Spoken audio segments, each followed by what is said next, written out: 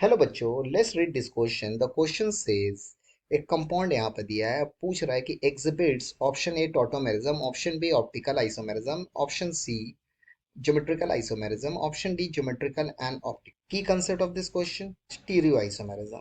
आप अगर क्वेश्चन को देखते हैं तो ये हमारा क्या दिया है, ये कंपाउंड है।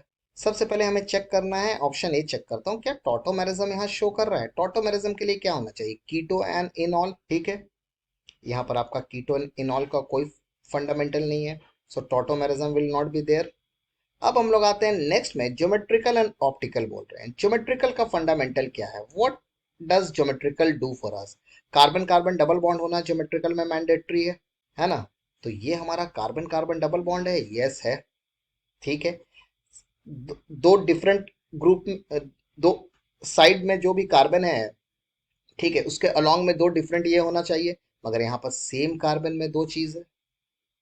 ठीक है, यहाँ ठीक है, यहाँ आपका डिफर कर रहा है। अगर हम सिस ट्रांस के बारे में भी सोचते हैं तो ये अलोंग द डबल बॉन्ड में आपका ये चीज होनी चाहिए। सेम कार्बन में अगर है तो इसका मतलब सेम कार्बन में है तो नो ज्योमेट्रिकल आइसोमेरिज्म।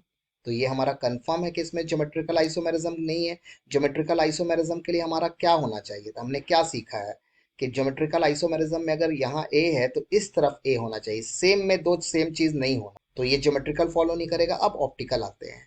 ऑप्टिकल का फंडामेंटल क्या है, ऑप्टिकल में सबसे पहला फंडामेंटल है सेम कार्बन में four different group of atoms होना चाहिए, तो ये ऑप्टिकल आइसोमेरिज्म देगा। आइए इस कार्बन को आप कॉन्सेंट्रेट कीजिए, ये एक डिफरेंट ग्रुप ऑफ एटम्स है, ये एक डिफरेंट है, ये एक डिफरेंट है, उसके बाद ये एक पूरा डिफरेंट है, तो ये क्या होगा, ऑप्टिकल आइसोमेरिज्म शो करेगा। आ रही बात समझ में, हमें देखने से ज्योमेट्रिकल भी लग रहा था, मगर ये सेम कार्बन में दो सेम है जो ज्योमेट्रिकल में नहीं होना चाहिए, then it will not show geometrical. So the final answer is option B, optical isomerism. Hope you understand it well. Best of luck.